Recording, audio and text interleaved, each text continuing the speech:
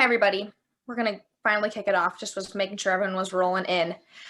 Hello, my name's Madeline, and I am the Energy Storage Manager at Soligent. I'm excited to be introducing Andy and Mark from SolArk. SolArk is one of our newer brand partners, so we are really happy that they are part of our line card.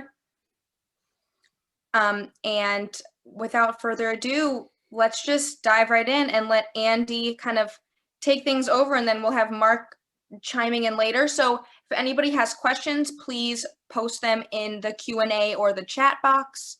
And we kind of want this to be an informal setting, so feel free to message us, and we want to have this be a free-flowing conversation as you guys have any thoughts. So take it away, Andy. Really appreciate the introduction, Madeline. We're super excited to be working with Soligent. What I'd like to start off with is some of you may fall into one of what I call three categories. Either you're doing a lot of grid-tied installs, you're doing only off-grid installs, or what I call a tweener. You're in between, so you're doing a lot of one, but you're starting to get into the other. And so you're here because you're really interested in finding a solution for something that works for both off-grid and on-grid. And we find that in the off-grid and on-grid energy storage space, a lot of companies are finding that on the sales side, customers, they're having to manage expectations. Can you affordably actually power everything? They want to have the function of a generator, so the industry is shifting from more bill savings to more backup power or time of use ways to save on bills, and they want to be able to do that without having to think. Or another challenge is the customer wants to back up item A, B, and C, but you find that sometimes items D, E, and F were backed up. And then what happens is you have to go back out to the site over and over and over again and keep coaching the customer. So that's frustrating for the customer because the system's not working the way they expected it to work when they've invested tens of thousands of dollars into the system. And then you're frustrated because you're having to spend company time and money to go out and take care of a customer when you could be spending time on closing new deals. Another challenge is we're finding that energy storage shouldn't have to be complex and confusing. It should be reliable, it should be easy to understand, and you should always have white glove levels of support. And that's something that SolArk, and I'll talk about that a little bit more shortly, that we put a tremendous amount of emphasis on. We're very honest, I guess. We know we're maybe not the best at marketing, but what we are tremendous at is engineering and support and being there for our customers and focusing on what is the most optimal way based on, looking at things from a data, math, and facts perspective, and always making ourselves available. We have a 7-day-a-week engineering team available. The phone number, pull out your crayons. It's 972-575-8875. When you press 2, you will get Mark or anybody in our engineering team immediately. And that is something we put a lot of pride in, and we're investing a lot of capital. So without further ado, just a little bit about us. We're a relatively newer company in the industry. Naturally, there's so many new players. Sometimes being 1 or 2 years old is already being older. So I guess being founded in 2013, we've been around some time. We were founded by a combination of veterans and defense engineers who wanted to find a solution that checked all the boxes for themselves. They couldn't find what they wanted, so they went out and built it themselves.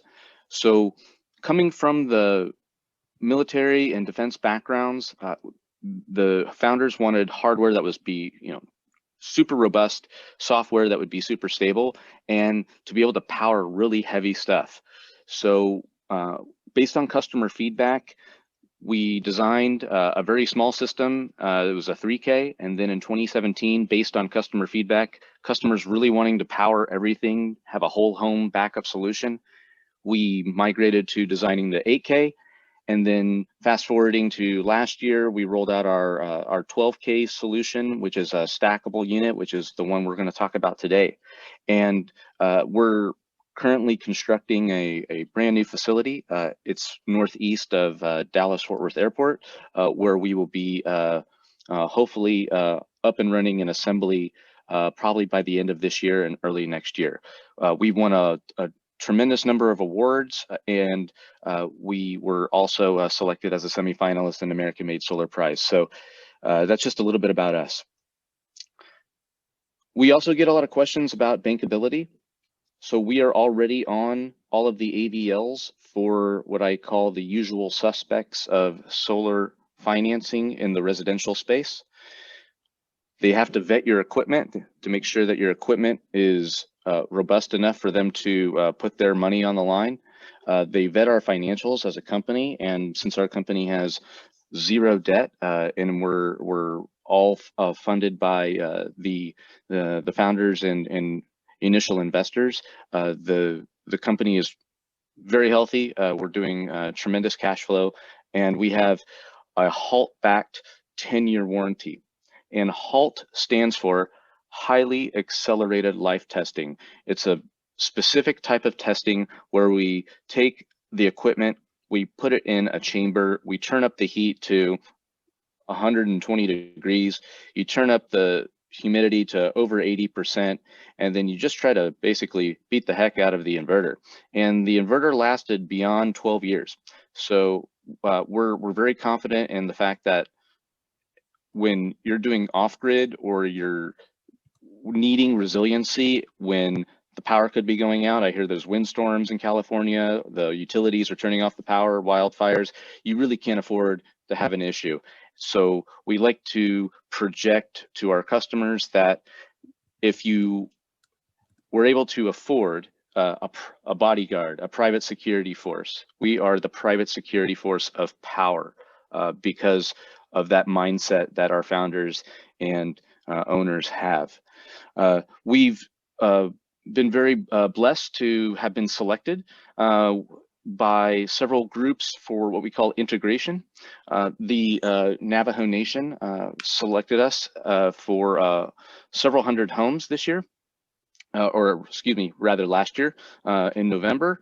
And we're also working with public companies like Beam Global that does off-grid EV chargers. So you can see here in the middle of the screen, these EV chargers being constructed with our SolArk inverters inside, and Beam Global's stock has actually done quite well.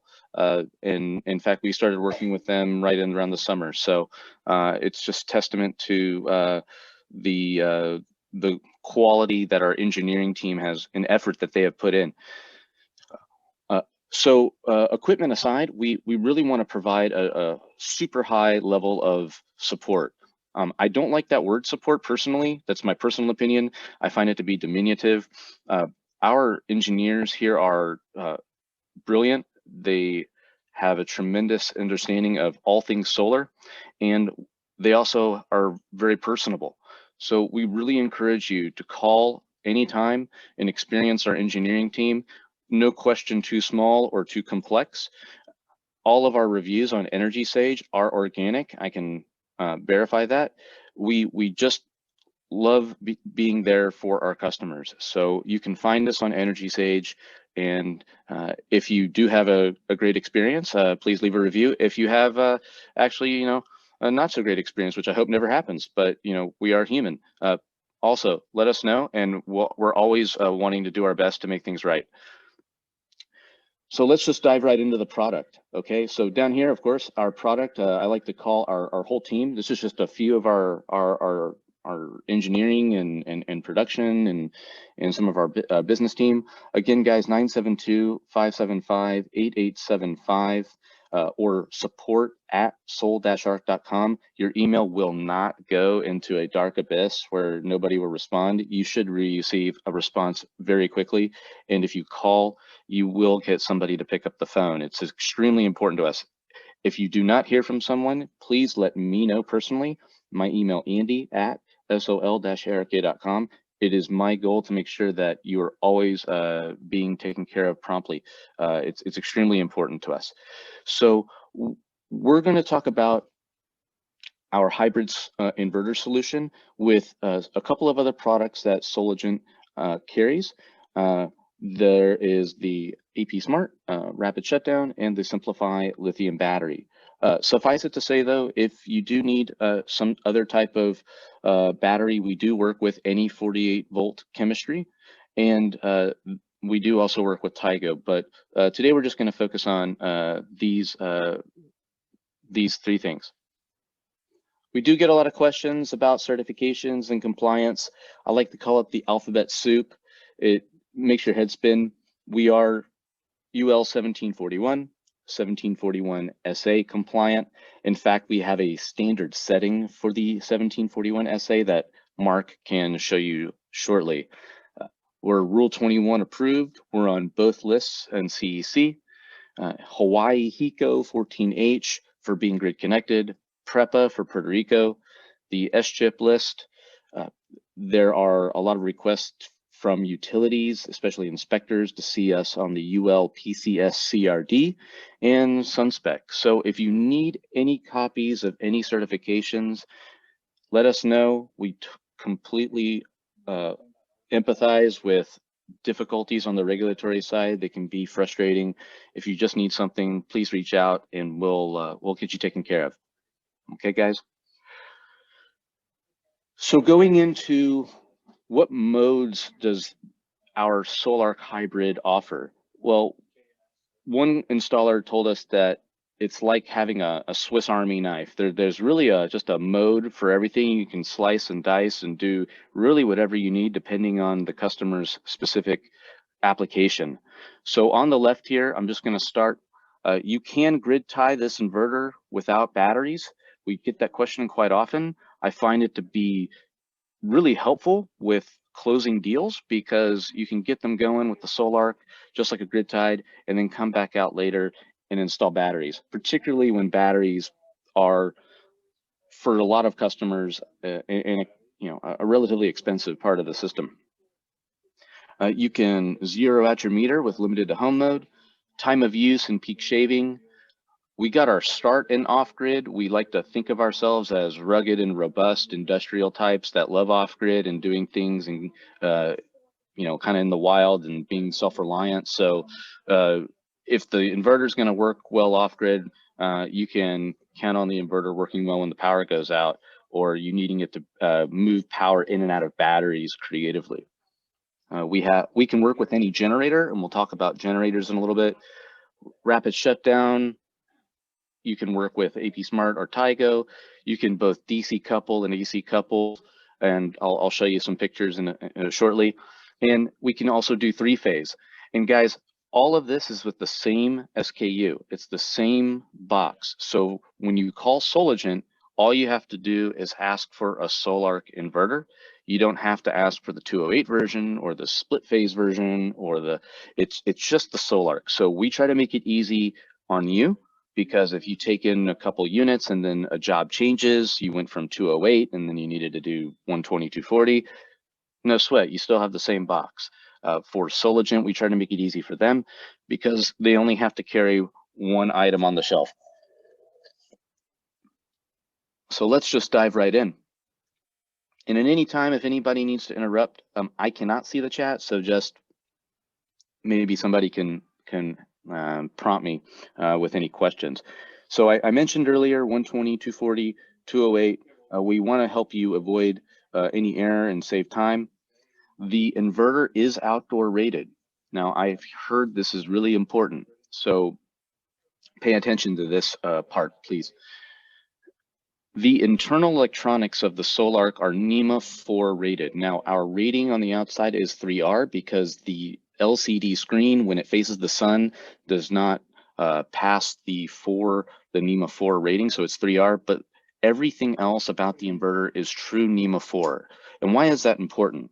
It's important because it gives true isolation to the electronics. You can take a hose to the inverter, dust won't get in. The lifespan of the electronics is beyond 20 years.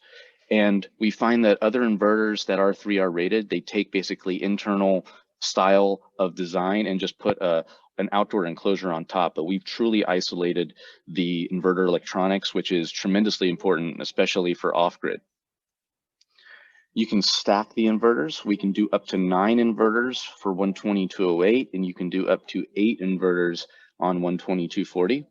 And the goal here is to drive a whole home power solution.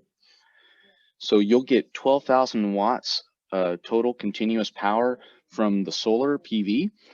You'll be able to deliver a maximum of 9,000 watts AC continuous to the loads, and simultaneously 3,000 watts DC power battery charging. So that's why we call it the 12K, is because it's a combination of that 12,000 watts of power, AC 9,000 or DC 3,000. So if you're only doing 8,000 to the loads, you can be charging with 4,000 to batteries. Next, we have the largest surge peak power in the business for starting up really heavy stuff. So this is really important when you're designing an off-grid system, particularly for customers that want to power everything in the home, or they don't have a lot of space, but they still want to have really heavy stuff powered, so they can't stack 17 inverters of another brand next to each other. You just can only maybe have enough space for a couple, and we can work with that. Well pumps, central air conditioning, and the like.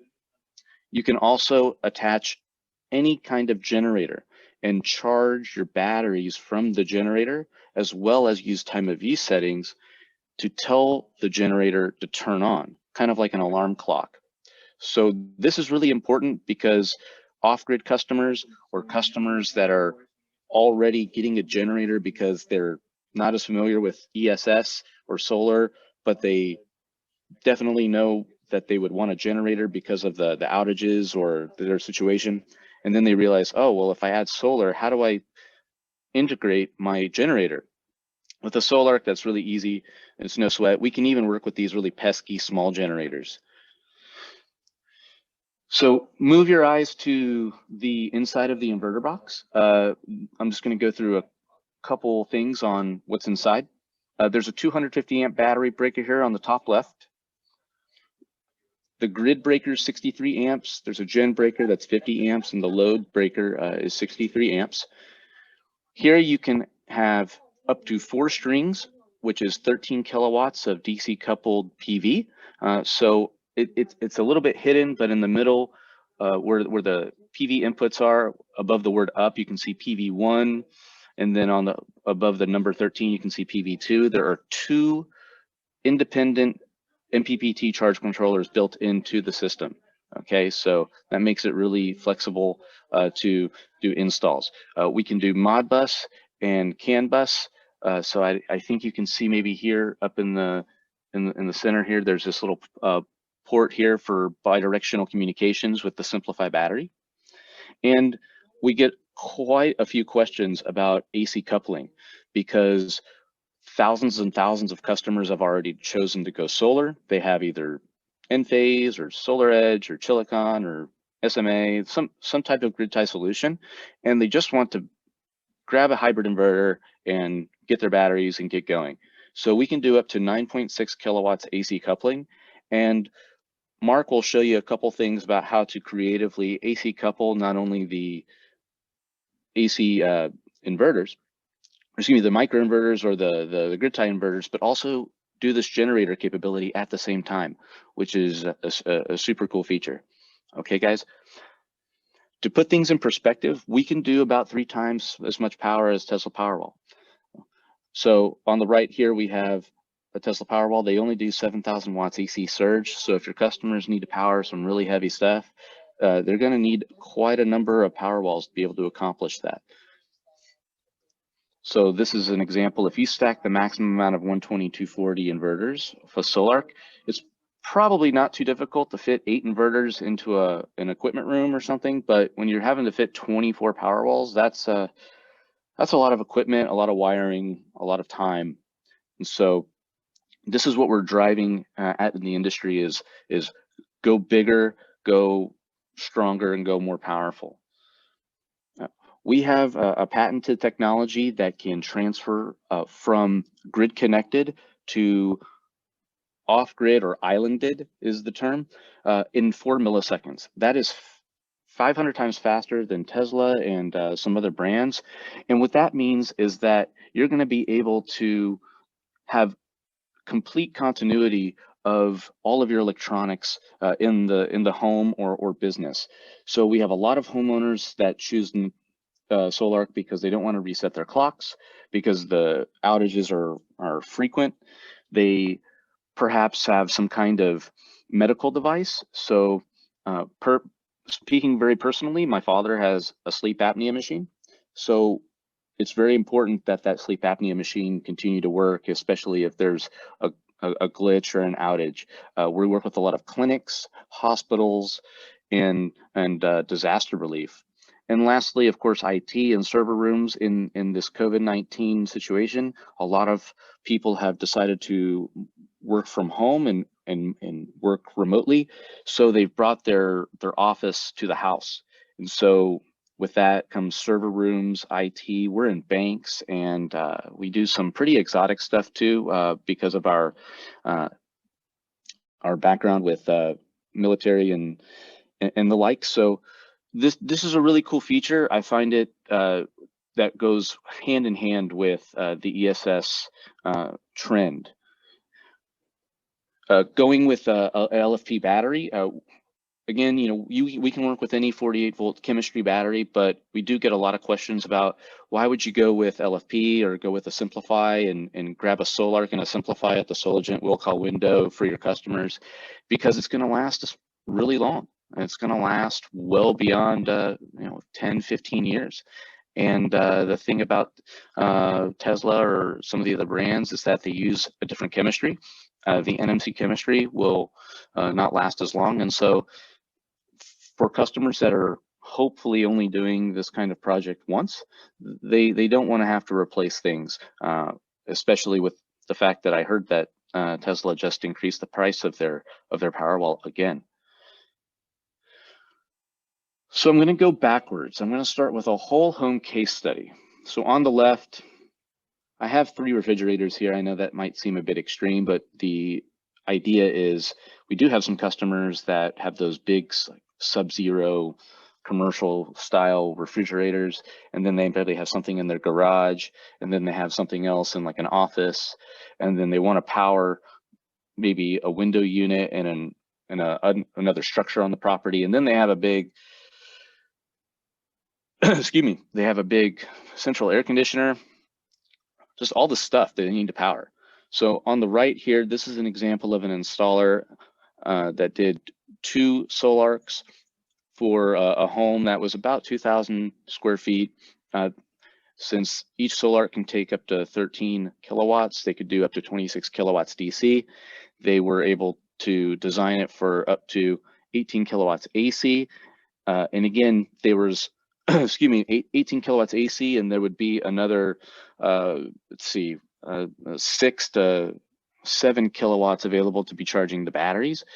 And they would have a lot of surge power. So one SolArk, to put things in perspective, that 20 kilowatts of surge power can start up a 3-ton air conditioner. So with that central air conditioning requirement, they had quite a bit of surge. And sometimes you may need maybe an extra SolArk or 2 with this amount of battery. It just depends on what the customer is needing to power. And then the minimum. So we are in tiny homes and in lower income parts of the world, such as Haiti or other parts of Central America, where they're using wet cell batteries or whatever. But suffice it to say, in the US, we're generally seeing, because I'm having to kind of cover large geography here, up to 13 kilowatts DC. So let's say you have about 7 kilowatts of PV. You're still going to be able to do up to 9 kilowatts AC.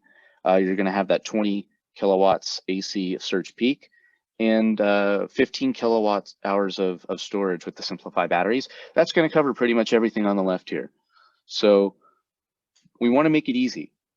We want to do the heavy lifting and a lot of the complex engineering, and what I've heard others installers say is kind of like being like Picasso.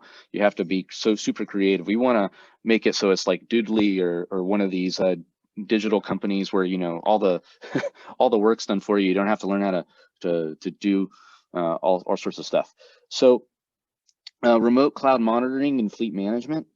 This is something that we offer. It's lifetime, it's complimentary. You don't have to pay extra for it. It comes with the system.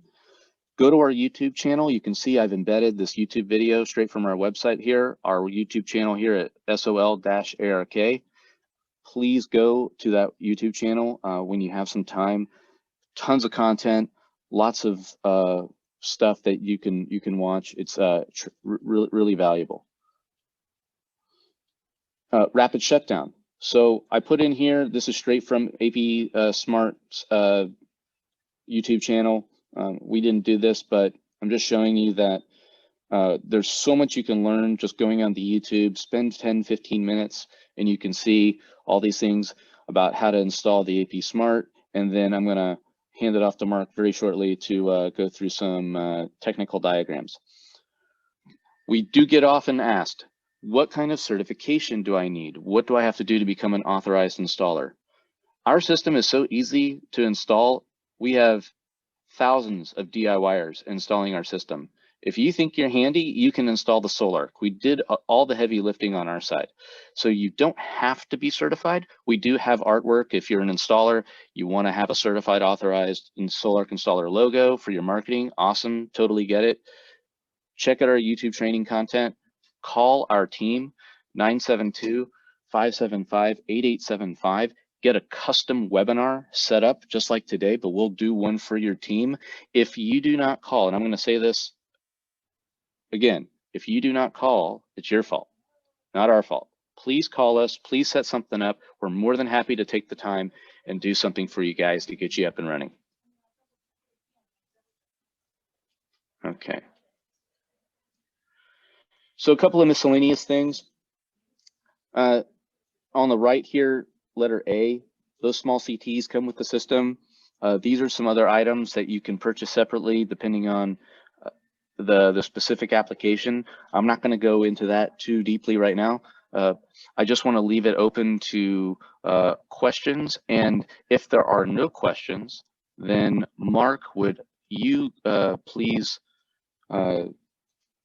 just do a kind of a brief overview of common system setup. Share your screen and yeah, and sure. also show everybody kind of where can they go to find the manual. We want to have everything easily accessible. Okay, yeah, I can do that for you. So hi guys, I'm Mark from SolArk Engineering Support here. And I'm just gonna go over a couple simple setups here. Let me share my screen real quick. All panels, okay. Let me find it. Okay, you able to see it?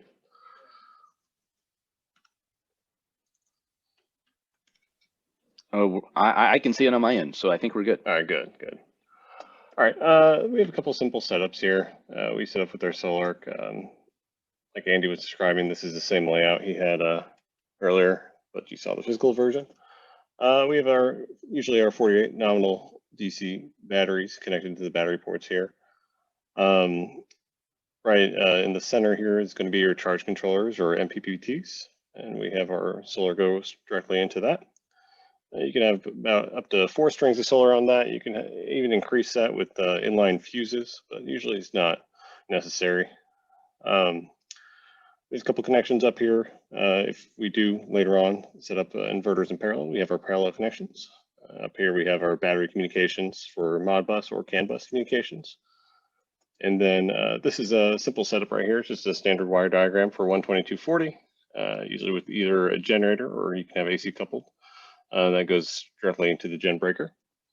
And nothing else out of the ordinary here. And we'll have our load out go into our critical load panel or sub panel. And then the grid ties right through the main service panel into our utility. It's actually a rather simple setup, nothing too complicated. Moving on, we have some AC coupling on the low side. Doing AC coupling with our inverter, we can do it a couple different ways. We can actually tie it directly into the gen breaker. That's one way. But while doing load side AC coupling, we're going to do it right through the load panel and that goes into our load in and out. And then that can be fed back through the grid.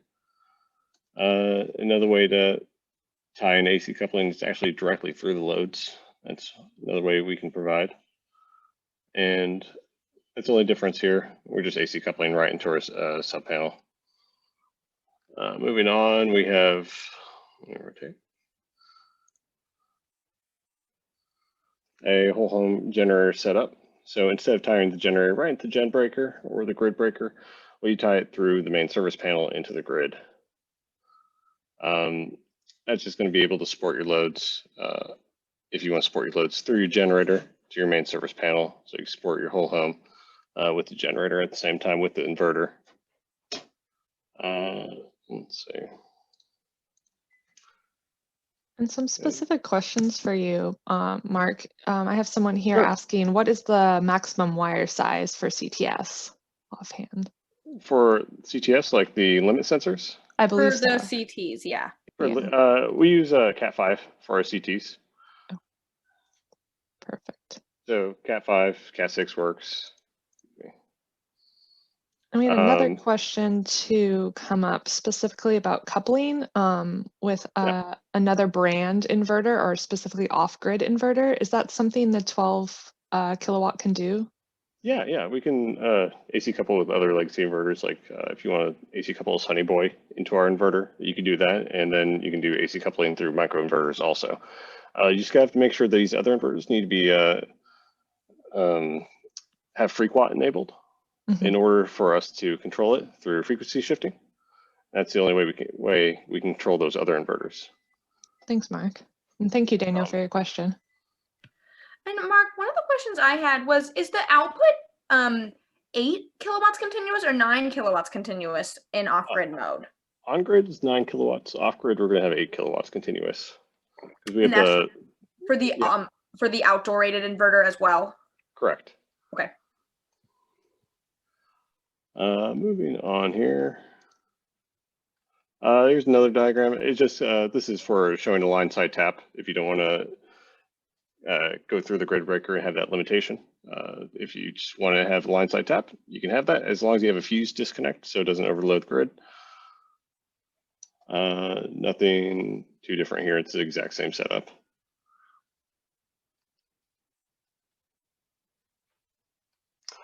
Here's where we get into multi-system installs. Like Andy said earlier, we can do up to 9 inverters installed. This is just an example of having 2. And the only difference we got here is when we start using AC combiners. So you're going to have the generator split evenly between the 2 inverters. And they split evenly into the input-output. So when having these 2 inverters, they talk to each other through parallel. You're going to have 1 master and 1 slave, and you do all the programming through the master inverter, and it should replicate all the settings in the slave.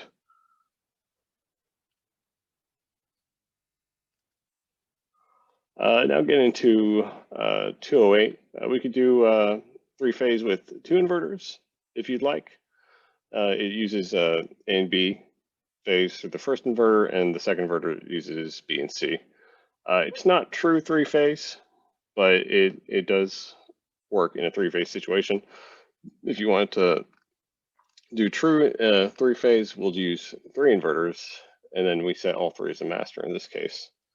So we have master 1, master 2, master 3, and then it's A, B, and C phase.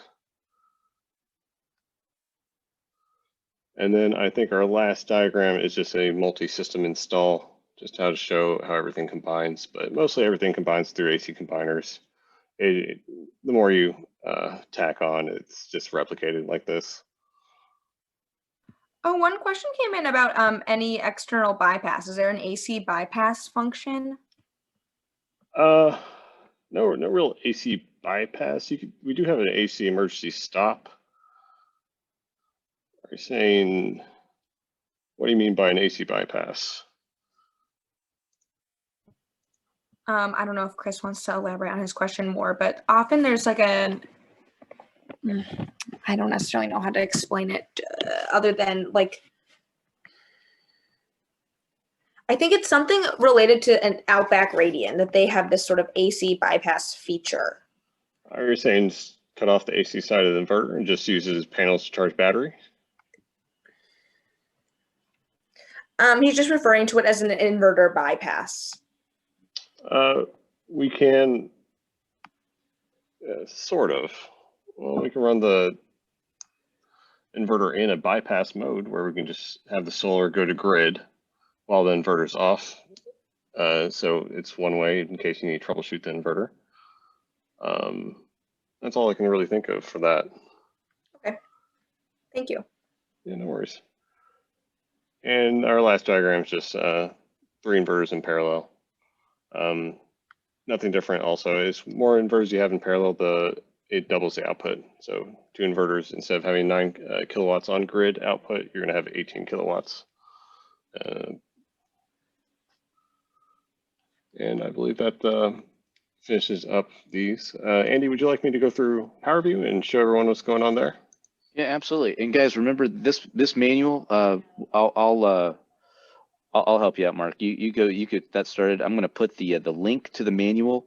It's on our website, but that way you don't have to go digging. We want, you know, everything's available for you on the web. So here, hold on one second. I'm gonna, but while you cue that up, let's see. Yeah, here. sure. I can show you where to get the website real quick. There you go. You want me to walk through? Yeah, sure. Okay. Let's pull up our SolArk website right here. It's our main page. We have a couple tabs on top. All you got to do is go to the support page.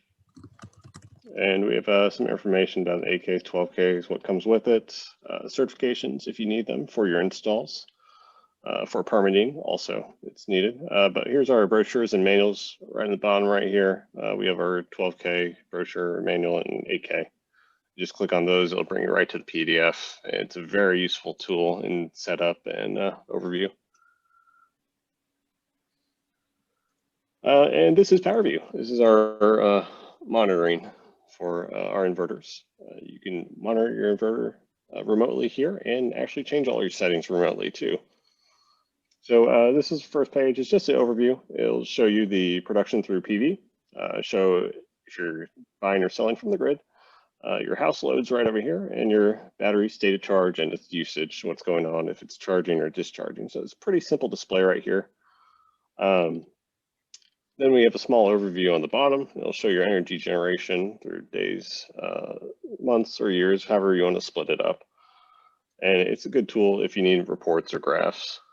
And you can split up some of the graphs here. You can turn off the state of charge, your grid, your loads, and if you want to take a look at each one individually.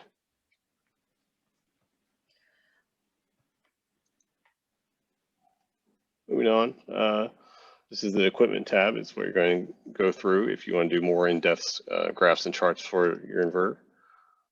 You can see the output of the inverter, your solar input, basically what your PV is producing. You can look at the PV power, its amperage, or its voltage. Just to make sure, it's a great troubleshooting tool for us and you. You check on the battery, what's going on there, how often it's being used, when it's being used, for people who like to offset those peak hours with their battery. We do that through our time use function in the inverter. It's really good for people that have those really high, expensive, 4 to 9 peak hours from the utility company. Mark, I have another grid tie related question. Yeah. For the 120% rule on a 200-200 main service panel with the main bus rating, how is there a way to limit the inverter output because of the 40 amp maximum? Yes. So if you're worried about how much you can pass through to the grid, if you want to sell to the grid, it's already limited at that 40 amp maximum. I think the largest size breaker you can get in a panel like that is about a 50 amp breaker. And then, yes, you can limit through software how much you're selling back to the grid, if that's what you're worried about. Thank you. Mm-hmm. And then a couple things here. You can see your inverter software version. We do constant software updates, fixing if we run across any bugs, or we do quality of life changes to help out with our GUI or our UI on the inverter. Next is our custom graphs, and this is where you can really get into some nitty-gritty details. And look and cross compare a lot of the graphs and what's going on. You can check out your PV's voltage and just see what's going on for the day. And then over here, it's tied 3 buttons on the side. We have our parameter settings. So this is where we do the remote settings changes for the inverter. I'll go over it pretty quickly because it's pretty straightforward, but this is all the battery settings tabs. You can choose between lithium ion batteries, battery's voltage to be read, or the battery percentage or state of charge. And we input all the battery settings here. If you don't have a LFP battery with a BMS attached to it that we currently talk to, you just set it up in battery voltage or percentage mode, and you set towards the battery manufacturer's settings. They usually have a settings list that's very similar. That shows you the battery empty voltage, your float, and your absorption and equalization for your battery. So after you put in your batteries, basically our inverter kind of acts as a BMF. It's basically telling what the batteries to do. So we can definitely get a long lifespan out of them. And also we can charge from different sources, and you can tell the inverter when to charge from those sources, as in it's primarily going to be charging from your PV when charging batteries. But you can also have the grid kick in if your batteries got too low at 30% right here. You can set that customized to whatever percentage you'd like.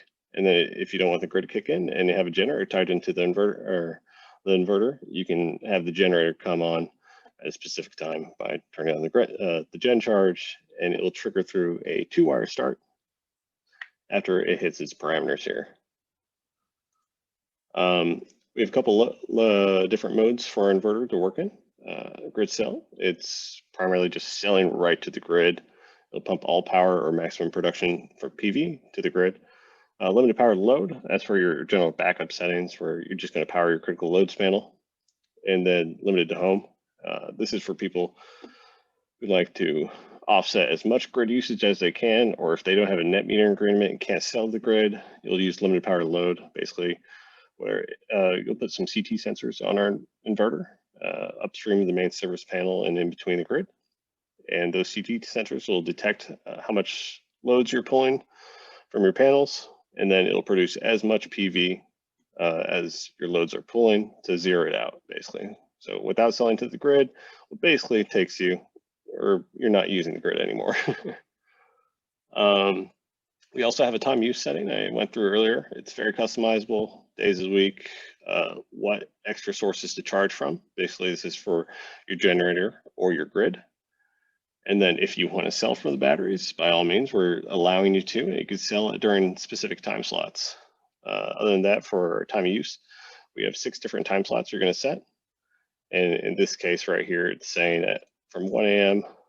to 5 a.m., it's going to have the battery discharge right here at 4,000 watts and to a state of charge at a minimum of 50% of that battery. And then you can continue and have the next time slot, either I can raise it and have the batteries be charged, or I can lower it to continue the discharge use of the battery. So that's what we do to offset peak hours with batteries. Here's our grid settings. We went over earlier that we are UL 1741 approved. So in most areas of the United States on grid, you're going to have this selected. This is more for islands and older settings, and then general standard is going to be your off-grid situations. We can switch our grid types here. So if we're on a 120/240 grid, or if we're on single phase, we do 220 single phase, and for 3-phase, we do 120/208. We can do a couple grid parameter changes, and of course for usually out of the United States, we have to do a couple high voltage ride through changes too to meet to their standards. Smart load through our inverter is only talking about the gen breaker, and what it does is this is just for a default generator input going to our gen breaker. You can also make our gen breaker as a load output to tie up to a smart load. So after we produce a certain amount of solar, whichever amount you'd like to put, let's say we want to, after 3,000 watts of solar is being produced, it'll power whatever load we have tied to and send all that excess energy. This is only for an off-grid situation. So when usually a common appliance is to maybe attach a water heater there. So when off-grid, you'll tie in the heating element of a water heater to your gen breaker. After you start producing 3,000 watts, it'll start putting power to that heating element and heating up your water. And then the last one is AC coupling. Besides frequency shifting, we can control our AC coupling through our battery state of charge. So after you can have your, usually we have this swapped 80, 90. And once our batteries reach 80% state of charge, AC coupling will turn on, and it goes up to 90, our AC coupling will turn off. It's just another method of controlling it. Mark, there was one other question that someone had written about AC coupling for the frequency watt operation. Oftentimes the frequency is curtailed when it's increased, but apparently Magnum goes by reducing their frequency to curtail. Can SolArk curtail in both of those directions? As I know of now, we do it in upwards fashion from Okay. starting at 60 frequency or 60 hertz and going in 0.5 increments upwards. Cool. Correct me if I'm wrong, Andy, but I might have to get back to you on that question. That's fine. I mean, I think we're just curious if going down is also an option, but I'm glad going up is what we understand for now. So great. Okay. Thank you. Okay, good. Then we have our basic setup, pretty straightforward. Timing, if you ever have our inverter throw a fault, it will throw a very loud alarm, so you'll know it when it faults. And this is where you can turn it on and off. And then you want to make sure you have a correct time here. And then lastly, in the advanced settings is where we can set up our parallel.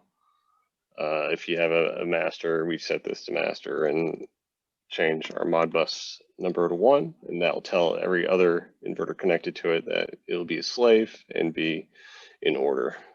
You can also lock your inverter for certain installers. If the homeowners agreed not to touch it, you can lock the inverter here and put a passcode on it. We also have gen peak shaving and grid peak shaving. That's for if we want to use our batteries to kick in after a certain amount of our grid's being used. Let's say after 8,000 watts, or after we pull 8,000 watts from the grid, we'll have our batteries kick in and provide any excess power. And same with the generator. If we have 4,000 watts from the generator being provided, after that amount's being inputted, the batteries will kick in.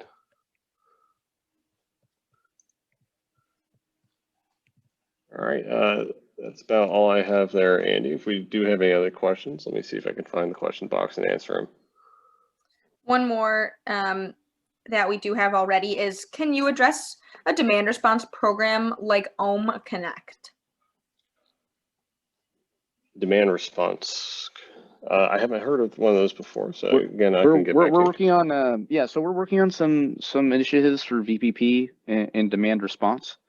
So that is something that we're in talks with several utilities about, and third-party energy as a service groups. And the reason for that is because just one SolArk can do 9,000 watts, which is a lot of power. So the utilities are really attracted by the fact that that power and also our efficiency. So I think I can share my screen here one quick second.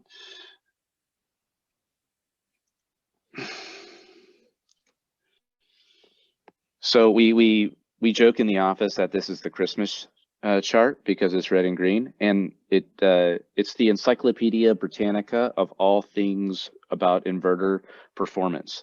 We openly publish inverter data and verify all the data with manufacturers. Maybe not now, but when you have some time, go through the chart. I know it's pretty overwhelming, but suffice it to say, if you find anything that you would think is inaccurate, please point it out to us. We don't want to misrepresent. We have done our best to be as accurate as possible, but just what we're showing here is when you're going round trip in and out of batteries, the engineers here work very, very hard to only have 7% losses when you're going both directions. And this is very attractive to the utilities, especially for DERs, because when you have tens and tens of thousands of locations, every every little bit counts relative to other solutions out there on the market.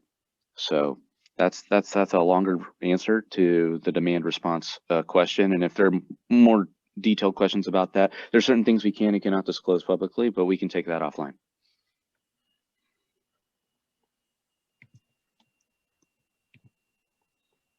Okay. Did that answer the question correctly? If not, then, then we can surely get you an answer. And I'll be the first to say, because I'm not an engineer here at SolArk, I work in the business team. I actually like saying I don't know, but we can always get you an answer. We'll never pretend to know something that we don't. So if there is something specific that you would like to know about a specific area of the country, project, application, please, again, email us at support@, or you can email Mark directly at MARK, or myself, Andy, ANDY, at sol-ark.com. We don't live in an ivory tower. We want to be sure we're as approachable and accessible as possible. Thank you, Andy. Thank you, Mark. We really do appreciate it. And as he mentioned, we've had a lot of resources thrown in the chat box, but don't worry, Andy's shared all those with me. So if you were wondering and wanted to review the manual, installation guides, or the Christmas tree chart, as Andy has alluded here, we'll provide that all to you in a follow-up email, so you guys won't miss a thing. But that being said, it was a pleasure, guys, to have you on. Great product, all-in-one solution, really engineered, tested, serviced right here in the United States. So thank you once again, and it was a pleasure to have you guys on. Thank you for having us.